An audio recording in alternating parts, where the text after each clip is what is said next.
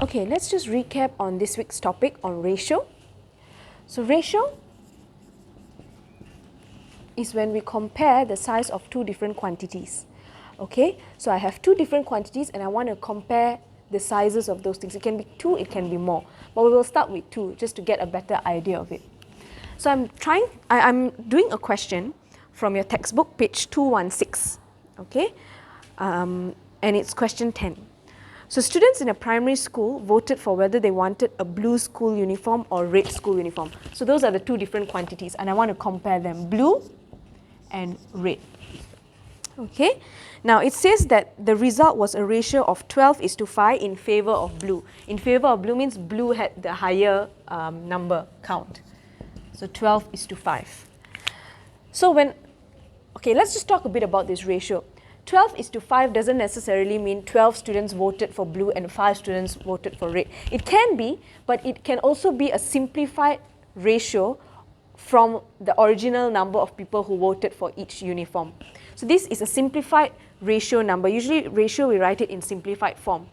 So this doesn't mean that 12 kids voted for blue.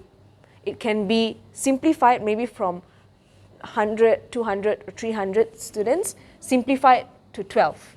Okay, so it says 180 children voted for blue uniform. This is the actual number. So it says that for blue uniform, 180 voted for blue. That means from 180 it got simplified to 12. So 180 voted for blue uniform. How many children voted all together? So all together means for blue and red, how many children voted? So we know that 180 has been simplified to 12. Okay, in other words, when we look at ratio, it's 12 parts is to 5 parts. So we see it in terms of parts. So 12 parts blue, 5 parts red. So all together 12 plus 5, total is 17 parts. Okay. So now it says that blue voted was 180 students and 180 students is represented by 12.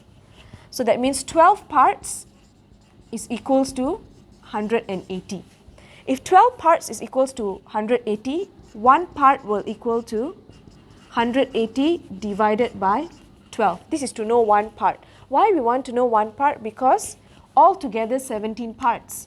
So when I know one part is how many, I can automatically find for 17 parts. Okay, so 180 divided 12 is 15. Okay, so one part is 15 students. So I have 12 parts is 180 students. So 17 parts will be, one part is 15, 17 parts will be 17 times 5. Okay, 17 times 5 is 17 times 15, because one part is 15. So 17 times 15.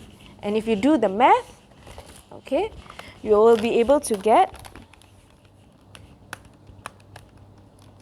255.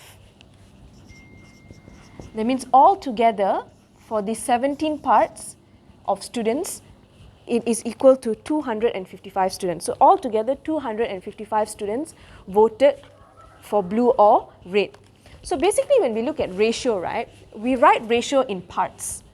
So the concept behind it is you want to find what is the value for one part first. And then based on how many parts they want you to find, you multiply it. Okay, so ratio is comparing the size of two different quantities. And this can be the real number. It can represent the real number of students, or it can be a simplified ratio. Okay, so blue is 12 parts, red is 5 parts. All together 12 plus 5, they all encompass 17 parts. So now they say that blue is actually 180 students, which means the 12 parts actually represent 180 students. If 12 parts represent 180 students, one part will represent 15 students. So all together, now there are 17 parts. So if one part represents 15 students, 17 parts will represent 255 students. Okay? Which means for blue, it is 180 students, and the ones who voted for red will be 255 minus 180, which is 75. And if we want to further look into this, blue is to red, right? 12 is to 5. They said 12 was 180 students. Now, for 12 to go to 180, I must times by 15. If I times here by 15, here also I must times 15, because when I simplify fractions and I simplify ratio, I must divide it by the same number. 5 times 15 is 75.